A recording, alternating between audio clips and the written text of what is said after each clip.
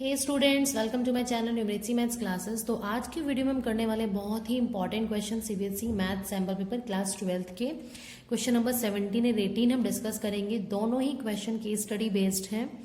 थोड़ा different type के question है ये, हाँ आएंगे सिलेबस से रिलेटेड, बट थोड़ा सा अलग से भी कुछ पूछा गया है इसमें। तो चलिए स्टार्ट करते हैं।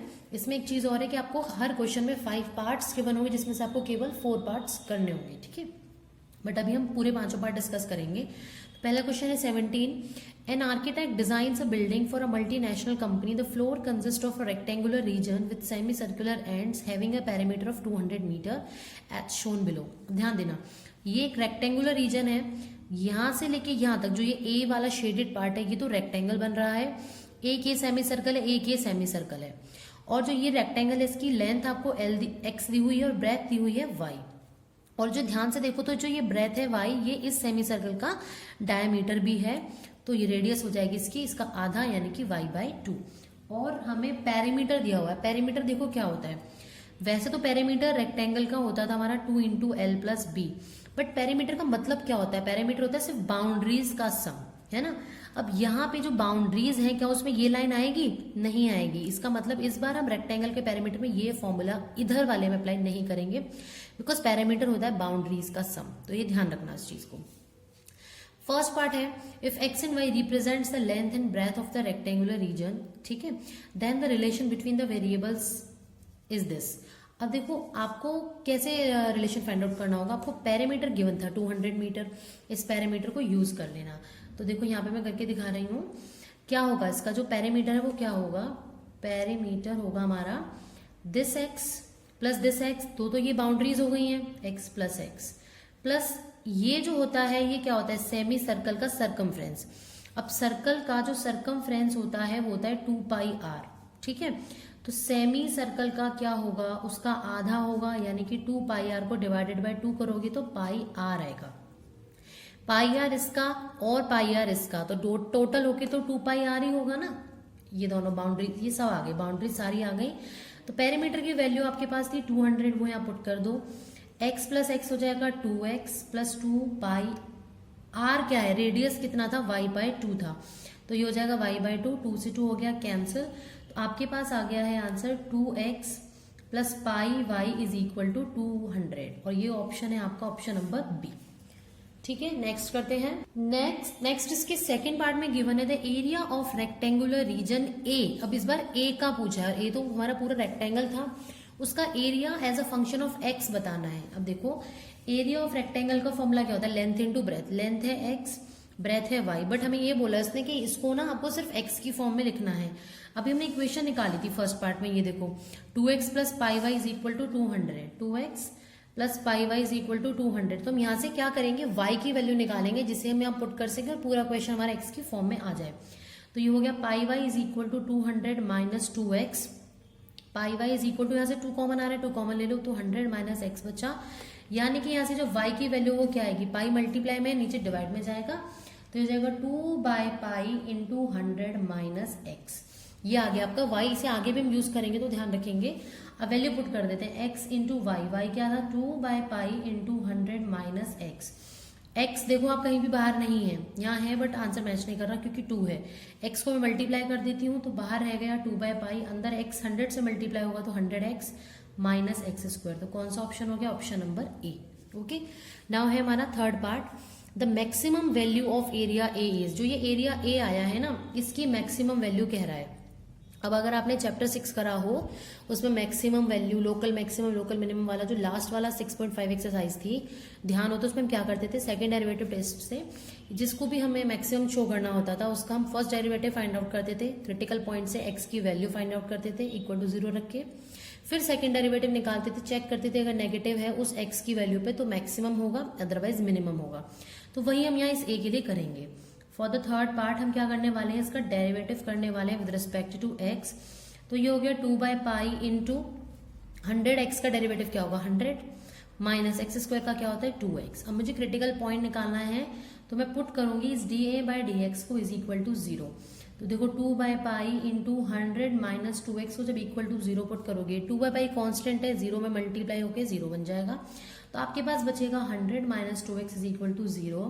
यानी कि 100 की वैल्यू 2x आ गई, माइनस का 2x उधर चला गया तो 2 से 50 आ गई, यानी कि x की वैल्यू आपके पास 50 आ गई है।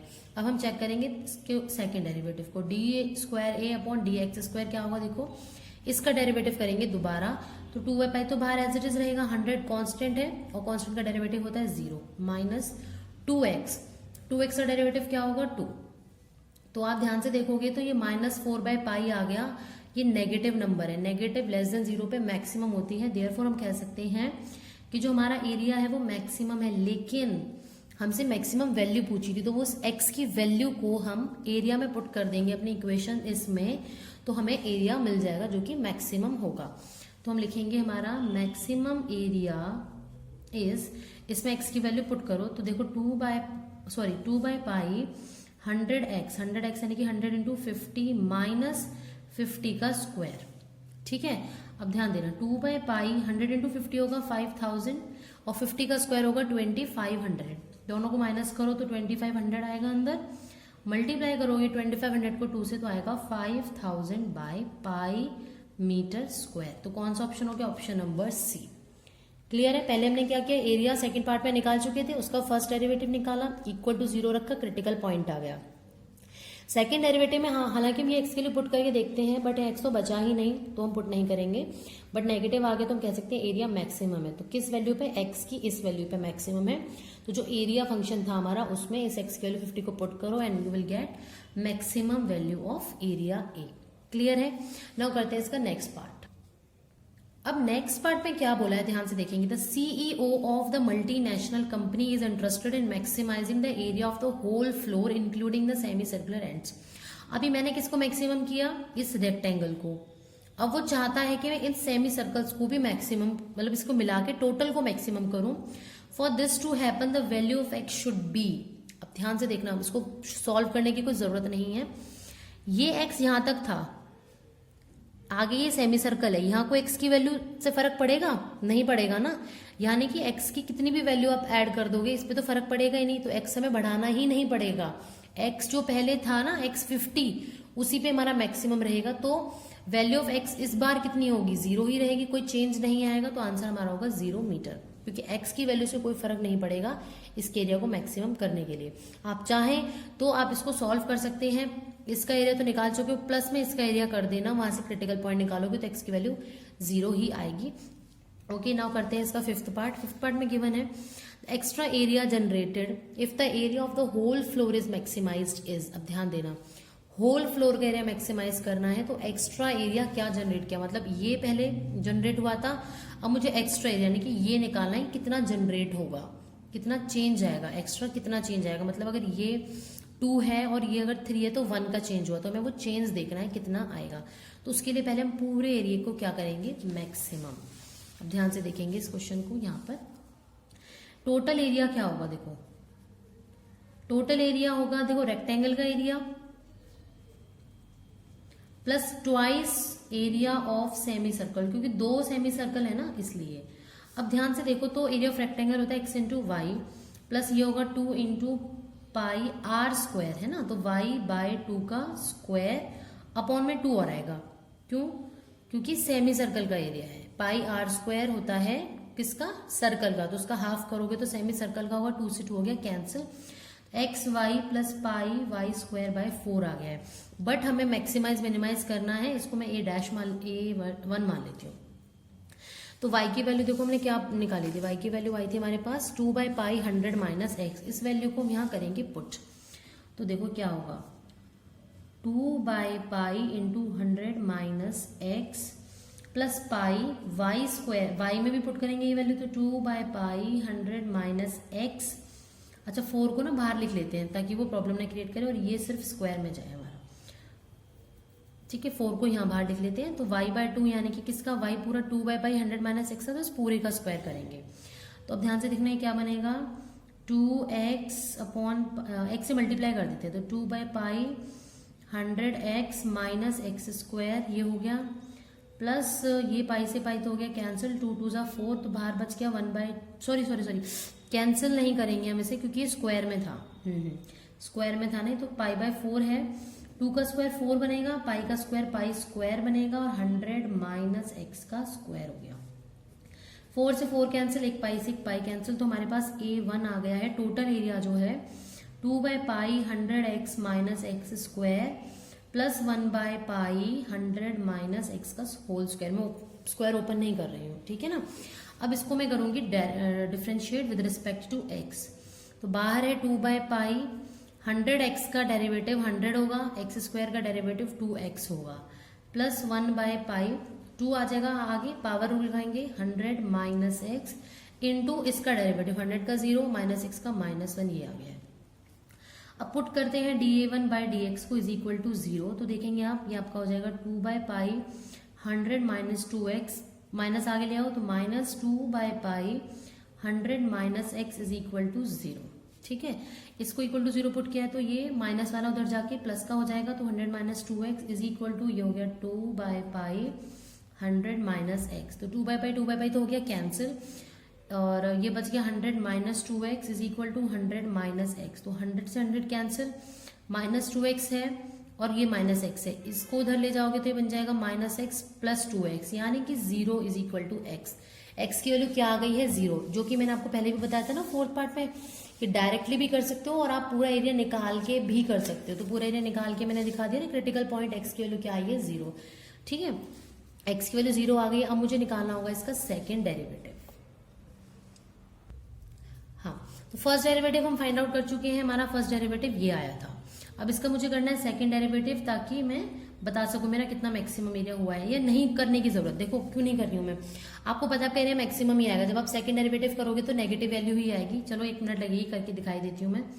तो देखो 2/पाई है 100 माइनस 2x, 100 का डेरिवेटिव 0 होगा, माइनस 2x का सिर्फ -2 आएगा, प्लस 2/पाई है ये, और ये माइनस था, सॉरी माइनस का 2/पाई था, 100 माइनस एक्स का डेरिवेटिव सिर्फ -1 होगा। आप देखोगे आपकी ये नेगेटिव वैल्यू आई है -4/पाई, और ये माइनस माइनस प्लस 2/पाई, तो ये आ गया माइनस का 2/पाई नेगेटिव नंबर है, ठीक है। ये हमारा एरिया मैक्सिमम हो गया टोटल, हमने ये तो शो कर दिया है। अब एक्स की वैल्यू 0 को पुट करो एरिया में, एरिया था आपके पास ये वाला, है ना, इसमें पुट करोगे तभी तो टोटल मैक्सिमम एरिया मिलेगा आपको।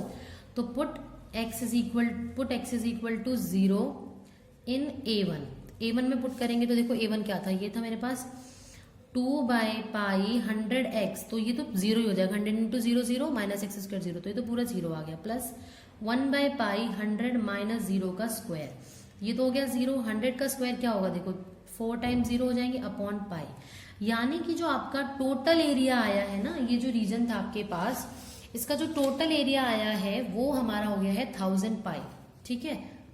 हाँ, अब ध्यान से देखेंगे इस पूरे का area including this rectangle, this semi circles, इनका एरिया 1000/पाई आया, बट हमें क्या निकालना था, सिर्फ एक्स्ट्रा एरिया कितना है। एक्स्ट्रा एरिया मतलब ये जो आपने और एरिया मैक्सिमाइज किया है ना, वो कितना आया है। तो एक बात बताओ, जब टोटल एरिया आया है आपके पास 10,000/पाई और रेक्टेंगल का था आपके पास 5,000/पाई, तो जो सेमी सर्कल्स का एरिया है वो भी कितना आ जाएगा, 5,000/पाई ही तो आएगा। इसमें से जब माइनस करोगे 10,000 में से 5,000 तो 5,000/पाई ही आएगा। अब आप इसमें ऑप्शन बी को मत टिक कर देना, इसने ये बोला है कितना एरिया एक्स्ट्रा जनरेट हुआ, तो नो चेंज, क्योंकि बोथ एरियाज आर इक्वल, यानी कि जितना एरिया आपके किसका था, इस रेक्टेंगल का था, उतना ही सेमी सर्कल्स का आ गया, कोई चेंज हुआ ही नहीं, कुछ एक्स्ट्रा नहीं आया सेमी सर्कल्स का एरिया। ऑप्शन नंबर डी हो जाएगा इसका करेक्ट ऑप्शन। आई होप ये क्वेश्चन क्लियर हो गया होगा। नाउ करते हैं इसका next question. Next question number 18 है, प्रोबेबिलिटी पे बेस्ड। देखिए पढ़ते हैं क्या है इसमें। In an office 3 employees Vinay, Sonia and Iqbal process incoming copies of a certain form. ये कोई कॉपीज चेक करते हैं, किसी फॉर्म की कॉपीज को चेक करते हैं, इनकमिंग कॉपीज को, जितनी भी कॉपीज आती हैं सबको ये तीनों मिलकर चेक करते हैं। विनय प्रोसेस 50% ऑफ द फॉर्म, जितने भी फॉर्म्स आते हैं उसमें से 50% विनय प्रोसेस करता है, चेक करता है। सोनिया करती है 20% एंड इकबाल करता है बचे हुए 30% फॉर्म्स को। Okay, now Vinay has an error rate of 0.06, मतलब 6% कह सकते हो आप इसे, कि 50% फॉर्म चेक करें, उन जितने भी फॉर्म्स ने चेक करें उसमें से ये है कि 6% में गलतियां वो कर सकता है। सोनिया कर सकती है, एरर रेट उसका 0.04 है, यानी कि 4% कह सकते हैं, और इकबाल का एरर रेट कम है, 3% है। ठीक है, ये पिक्चर है, किसी काम की नहीं है। क्वेश्चंस पढ़ते हैं। Based on the above information answer the following. पहला है द कंडीशनल प्रोबेबिलिटी। एक बात और बता दूं, ये पूरा क्वेश्चन आपका बेस थ्योरम पे बेस्ड है। बेस थ्योरम का बेसिक कंडीशनल प्रोबेबिलिटी वगैरह, मतलब मेनली बेस्ड थ्योरम पे ही बेस्ड है। पहला है देखो, the conditional probability that an error is committed in processing given that Sonia processed the form is. देखिए क्या गिवन है इसमें, कंडीशनल प्रोबेबिलिटी बताओ कि एरर अकर हुआ है प्रोसेस करने में फॉर्म को और सोनिया ने प्रोसेस किया था फॉर्म। अब ये थे ना हमारे रेट सारे, इसका मतलब पता है क्या समझ रहे हो अभी क्या चीज दी हुई है। अगर मैं इनको ये E1 E2 E3 के फॉर्म में लिख लूं, वैसे आपको लिखना नहीं है, 1 मार्क का क्वेश्चन है, सिर्फ समझाने के लिए बता रही हूँ। ए मैंने मान लिया कि कमिटिंग एन एरर, एक एरर कमिट हुआ है। E1 मान लिया मैंने विजय ने प्रोसेस किया फॉर्म को, E2 मैंने मान लिया कि सोनिया ने प्रोसेस किया है फॉर्म को, E3 मैंने मान लिया कि इकबाल ने प्रोसेस किया है फॉर्म को। ठीक है, तो जो ये A/E1 A/E2 होता है, इसका क्या मतलब है, A/E1 मतलब E1 अकर हो चुका है। देखो कंडीशनल प्रोबेबिलिटी होती क्या थी कि ये प्रोबेबिलिटी गिवन दैट है, ये हो चुकी है, तो इसकी प्रोबेबिलिटी निकालो। मतलब E1 विजय ने फॉर्म चेक किया और उसने मिस्टेक की, फॉर्म वो चेक कर चुका, उसमें मिस्टेक्स कितनी निकली, वो हो गया A/E1। तो ये तो ऑलरेडी मुझे दिया हुआ है ना, जो कि कितना था, विजय का एरर रेट 0.06 था, यानी कि जो A/E1 की वैल्यू है 0.06 है। P ऑफ A/E2 की वैल्यू है 0.04 और इकबाल का है P ऑफ A/E3 0.03। ये वैल्यू ऑलरेडी गिवन है, और जो ये सब गिवन है 50% 20%, ये P ऑफ E1 है कि इसने फॉर्म चेक किया 50%, यानी कि 50/100 तो आप कह सकते हो 0.5, हाँ 0.5। P ऑफ E2 कितना था, उसने 20% किए थे, आई थिंक 20% किए हैं, तो 20/100 यानी कि हो गया 0.2। और P ऑफ E3 30%, तो 30/100 यानी कि सारी प्रोबेबिलिटीज हैं, ये E1 E2 E3 दी हुई हैं, जो कि बेस थ्योरम हम लगाते थे। ये A/E1 A/E2 A/E3 है, समझ गए ना इसका मतलब, कि विजय ने प्रोसेस किया गलती की, सोने ने प्रोसेस किया गलती की, और इकबाल ने किया गलती की। तो ये हमें ऑलरेडी सब चीजें गिवन है। अब पहला पार्ट है conditional probability that an error is committed in processing given that Sonia process the form. Sonia ने प्रोसेस किया था, ये E2 था, और गलती हुई है, ये A था, यानी कि मुझसे P ऑफ A/E2 पूछा है, जो कि मैंने अभी बताया कितना था 0.04, ऑलरेडी क्वेश्चन में गिवन था, तो ऑप्शन नंबर बी हो गया है। नेक्स्ट है probability that Sonia processed the form and committing an error is. अब चीज अलग है, पहले कंडीशनल प्रोबेबिलिटी कुछ गिवन था, अब की बार गिवन नहीं, अब बोला है प्रोबेबिलिटी बताओ कि सोनिया ने प्रोसेस किया है फॉर्म को, सोनिया ने प्रोसेस किया यानी कि P of E2 and committing an error, तो A/E2। P ऑफ E2 कितना था, सोनिया ने प्रोसेस किया था 20% था हमारा, ठीक है 20% था, तो ये हो गया मेरा P ऑफ E2 की वैल्यू 20%, मैं लिख चुकी हूँ ऑलरेडी 0.2, और A/E2 कितना था 0.04 मल्टीप्लाई करेंगे तो 2 4 जा 8, 3 डेसिमल से आगे पॉइंट आना चाहिए, तो 1 2 3, तो ये हो गया 0.008, यानी कि option number C is correct option. Next the total probability of committing an error in processing the form is. Total probability पूछ रहा है, मतलब समझ रहे हो कि तो सबने प्रोसेस किया फॉर्म और कमिट किया, तो यानी कि हमसे E1/A और इंटू A/E1 और प्लस P/E2 मतलब तीनों की निकालनी है। अभी जैसे हमने P ऑफ A/E2 निकाला, ऐसे E1 का भी निकालना है आपको और E3 का भी निकालना है। तो देखिए मैं इसको करके दिखा देती हूँ। P of E1 into P of A/E1 plus P of E2 into P of A/E2 plus P of E3 into P of A/E3।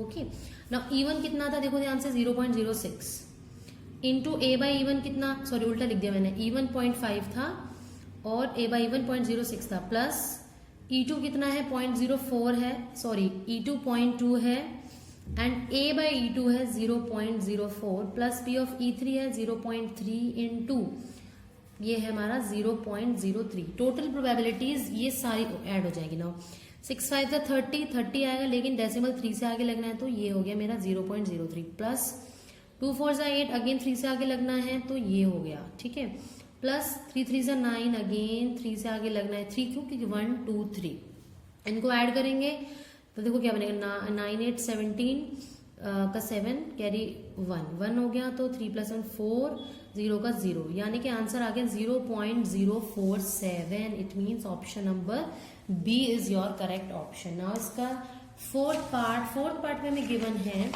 ये देखिए, the manager of the company wants to do a quality check during inspection, he selects a form at random from the day's output of a processed form. उसने एक randomly form check किया जो process के लिए निकले हुए थे उनमें से। If the form selected at random has an error, अगर उसमें एरर आया है, प्रोबेबिलिटी बताओ that the form is not processed bye Vinay is. अगर विनय ने प्रोसेस नहीं किया फॉर्म को तो फिर किसने किया, है ना। विनय ने नहीं किया तो या तो उसने किया होगा सोनिया ने या फिर इकबाल ने। तो सोनिया की प्रोबेबिलिटी फाइंड आउट करो, इकबाल की प्रोबेबिलिटी फाइंड आउट करो, दोनों को क्या कर दोगे आप, ऐड कर दोगे। ध्यान देना जरा। अब ये कैसे निकलेगी, या फिर आप ऐसा कर सकते थे 1 minus P of E1 by A भी कर सकते हो, क्योंकि ए ने नहीं किया ना, विनय ने नहीं किया, तो E1 बाय ए प्रोबेबिलिटी थी विनय की, जो कि मैंने स्टार्टिंग में ही बताया था। ये है जैसे इस फॉर्मूले से निकाल सकते हैं, तो फटाफट से इसकी वैल्यू निकाल लेते हैं। पी ऑफ E1 बाय ए, देखो नीचे का जो सम है वो तो आप ऑलरेडी में निकाल चुके हो 0.047, इसमें तो मेहनत करनी ही नहीं है।